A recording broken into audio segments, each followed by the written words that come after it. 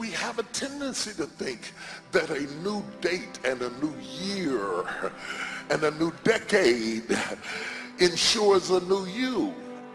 But the reality is, it is not the ticking of a clock that brings about the transformative power. It is not as though God waited on a particular day and said, if you make it past this date to a new calendar date, I swear I'm going to bless you. No, it's not that simple. The truth of the matter is, change does not come easy. Change does not come easy. Now, this is going to be tough to hear because it is antithetical to what you are used to hearing. You're used to hearing spin around 3 times and God's going to break it. 5 ways to have a great marriage and 3 ways to start your life over, and eat this and you'll drop 100 pounds, and take this pill and you'll be back able to get into the dress you wore to the prom. But the truth of the matter is, a day of not eating at Wendy's doesn't constitute a diet, and you're not going to be transformed easily or quickly. It's very hard, and you have to challenge yourself to discipline your mind to just focus on what are the most important things that you need to do right now in the midst of it. Number 1, to fortify yourself mentally and emotionally, to develop a level of mental resilience, because there's so many unexpected things every day. And when you can't see the light at the end of the tunnel, many people are having mental breakdowns. Domestic violence has increased 40%. Suicide rate is up. And so it shows a state of mind that many people are facing as a result of the coronavirus. So it's focusing one's mind. We can't control the thoughts that come in our minds, but we can control the thoughts that we dwell on. Those who study trends in corporate America suggest that in order to change, not the building, you can change the building quickly, not the name, you can change the name legally and quite proficiently, but to change the culture of an organization is quite difficult. The invisible aesthetics and accoutrements that go along with an entity is difficult to change. Most experts suggest that 1 to 3 years at a minimum to change the culture of an organization. You can change the wallpaper. Changing the culture of a marriage is not easy. I have been doing marital counseling for 43 years, and let me tell you something. By the time you see most couples, the culture of the marriage is so baked in that nobody will listen to anybody, because everybody on both sides think they are right. And yet they come for change and they walk away without change, because change doesn't come because you come to my office. Change doesn't come because you took a diet pill. Change doesn't come because you lifted up a barbell for a week. Change doesn't come because you hired a new CEO. Change doesn't come because you changed the name of the entity. Change doesn't come because you dyed your gray hair blonde. Change doesn't come because you shave your head off and put on an earring. Real substantive change that changes you at the core is difficult to attain. If nothing ever prevented you from being the best version of yourself, nobody told you you were limited, you had never failed at anything, and you know you wouldn't fail going forward, what would you dream? How big would your dreams be? I know a couple things about New Year's Day, and I know a couple things about the new year. One is, it's going to go real fast. Number 2 is, it's a new chance, a new beginning. So I would encourage you today to set aside a few minutes, look at your life, make a couple of New Year's promises and resolutions to yourself, ones that have high ideals, ones that'll make you better, and start this new beginning, this fresh start today on the right foot.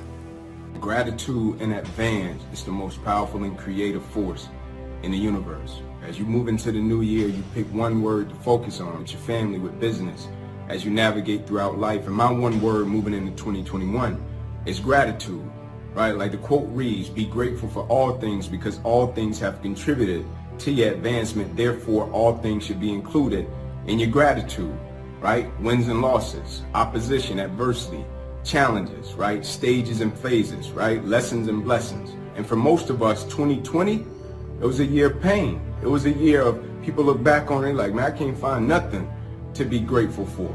But the ability to learn is a gift, even when pain is our teacher, right? And as we move into 2021, I think the thing that we must always be cognizant of is painful endings always lead to new beginnings. Don't allow the pull to pull you down. And where you just give up and let go and give up on your dream and your hope and your position and your posture and all of the things that God has done into your life, and you fall into the abyss of your base nature and let it just drive you further and further down. Who knows how far down gravity would pull you if Earth were not in the way? How far down is down? We don't know. All we know is that there is a law that by nature pulls us down. And we have to fight to think up, to live up, to pray up, to walk up, to do the right thing, to forgive people, to be balanced, to discipline ourselves. It's an ongoing battle. But the battle is a blessing. Man, I want you to understand, I want to encourage somebody that's in the fight right now, that the fact that you're in the fight is a sign that you've been changed because you didn't used to fight it. I've been thinking about gratitude lately and why it's such an important and powerful state of awareness. When you have gratitude, you are holding on to a particular sort of awareness. It's a powerful and transformative awareness. And what's more is that you don't have to do anything to get it. You don't have to buy it or work for it. You just have to live it. I like something John F. Kennedy said once about gratitude. He said, as we express our gratitude, we must never forget that the highest appreciation is not to utter the words, but to live by them. But how do you do that? How do you live a life of gratitude when you are too busy trying to live? I have enough sense to be grateful when the big things happen. When the growth they found and took 6 days to test wasn't cancer after all. I have enough sense to be grateful when my bonus was a lot more than I thought it would be. The big things make us pause and reflect. Then we say, whew, thank goodness. But you forget about the small things. You forget how to live in gratitude for the small things. You forget about your warm house. Or if your house isn't warm, you forget about the fact that you have a roof over your head. And if you don't have a roof over your head, you forget about the fact that your heart is still beating. You forget about the people who make you laugh and who make you feel validated or loved. You know, hearing myself say that, these aren't really small things. They are things you take for granted so they become small and you stop noticing them. But some of us have lulled our desire to change to sleep, and we are satisfied just to be stabilized. And when you are around people who see success merely as stability, it is quite frustrating because they resist the propensity to change, and they will fight you off if you try to change because they think survival is success. But the reality is, I'm the kind of person is I don't want to soak up sunshine, drink water, and breathe air and stay the same way I was at 40 that I was at 20. I want to learn something. I want to grow somewhere. I want to increase in some area of my life. I want to be able to have quantifiable results that are proof to the fact that all the hell that I went through gave me a dividend of some sort, that it accrued some interest, that it meant something. The things that I suffered, that they propelled me somewhere, that they catapulted me to the next level. Maybe it's just me. Maybe it's just me. Maybe it's the fact that I'm 62 and time becomes more important when you have less of it. I resist people who waste my time. Yes, I resist you. I resist you. I resist you. I make war with you. I come against you. I would rather you waste my money than waste my time. I can get some more money, but I can't get some more time. Do not waste my time. But again, how do you live a life of gratitude? Maybe the question isn't how, but why. Why live a life of gratitude? I think the answer has to do with selfishness.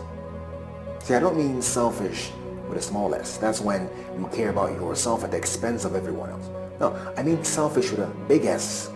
That's when you care about yourself so deeply that your care extends to everyone else. Put yourself first. Give yourself an advantage.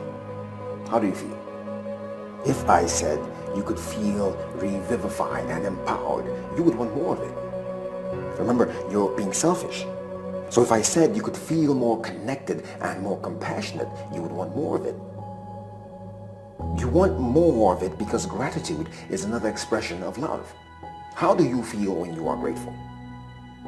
You feel like you are not going through life alone. You feel as though someone or somebody is with you. You feel connected to something other than you. You feel cared about. And when you feel cared about, you care about. Don't just think about it, be about it. Gratitude isn't just about thank you. It's not the word. It's not just about the feeling. Gratitude is about living the feeling. Live a life of gratitude.